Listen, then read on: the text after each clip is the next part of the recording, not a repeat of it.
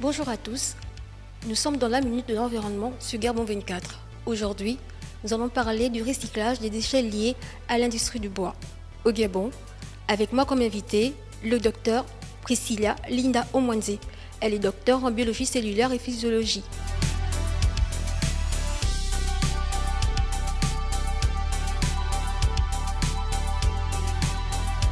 Depuis 2010, il est interdit au Gabon d'exporter des grumes au profit d'une première transformation locale. Le pays, couvert à plus de 80% de forêts, a une activité forestière intense. Une activité qui génère des déchets tels que les résidus de bois, qui sont le plus souvent réutilisés dans certaines usines, à l'exemple de celle de la zone spéciale économique d'Ungkok ou pour des besoins ménagers. Le bois n'est exploité en majorité qu'à 40%. Revaloriser les déchets de bois, notamment le copeau, dans la fabrication de parpaings de terre cuite pour la construction est l'une des recherches que mène le docteur dans ce laboratoire des sciences du bois de l'École nationale des eaux et forêts du Gabon. Il faut savoir que concernant les déchets de l'industrie du bois, c'est quand même une part importante de l'industrie. Il faut savoir que le bois, il n'y a que 40% du bois qui est réellement utilisé dans l'industrie, donc le reste est considéré comme du déchet. Donc on a développé quelques recherches, notamment vous pouvez voir les petites briquettes là qui sont un mélange d'argile et de copeaux de bois qui peuvent être utilisés dans le bâtiment à la place des briques classiques. Ça permet de conserver la fraîcheur à l'intérieur du bâtiment. On s'intéresse aussi surtout aux questions de cogénération, c'est-à-dire la production d'énergie sous forme de chaleur qui peut éventuellement alimenter des petites sociétés, donc notamment les villages aux alentours des exploitations. Donc c'est des projets qui sont en cours de recherche. Il y a aussi on a des étudiants qui ont soutenu leur thèse notamment sur les questions de production de bioéthanol à partir de déchets du bois. Donc il y a énormément de thématiques qui sont développées, donc les procédés sont mis en place ici, mais après il y a la partie technique, c'est-à-dire vraiment valorisation, qui là fait appel au financement que nous n'avons pas forcément.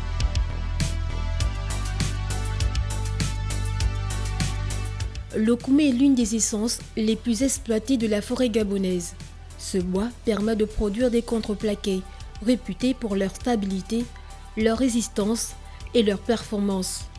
Parallèlement au bois, il y a aussi la résine de koumé qui suscite l'intérêt et fait l'objet de recherches dans ce laboratoire pour plusieurs raisons d'ordre cosmétique.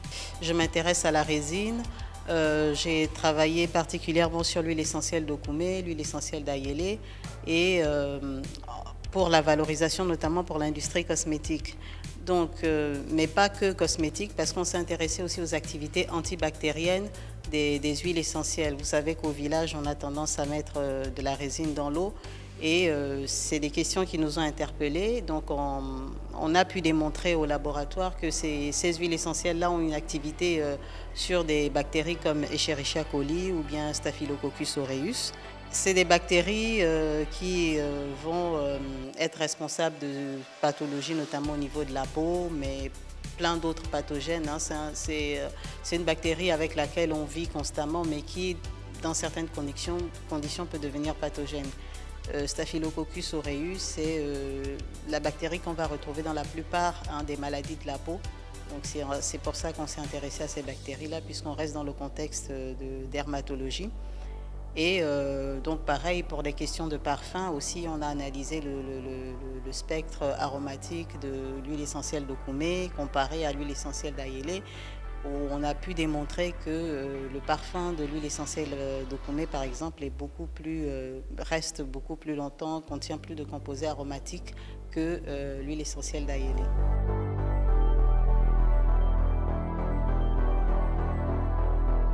Il y a des études qui ont démontré que l'huile essentielle de koumé, comme l'huile essentielle d'ayélé, vont avoir un effet sur la motilité gastrique, donc ils vont faciliter le transit. Et on pense que c'est peut-être pour ça que c'est souvent donné aux jeunes enfants qui développent des coliques, par exemple.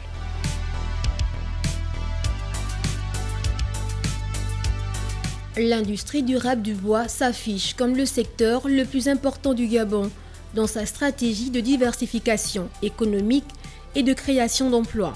La production de grumes en 2020 a atteint les 3%, soit 450 000 m3, nettement en hausse par rapport aux années précédentes.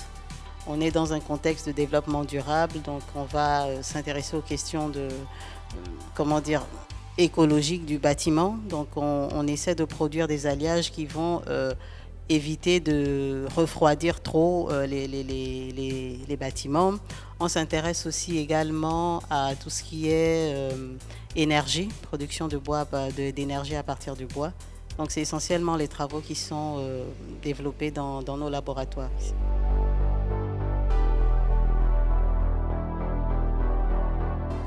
Le Gabon veut devenir le leader du bois tropical transformé d'ici à 2023.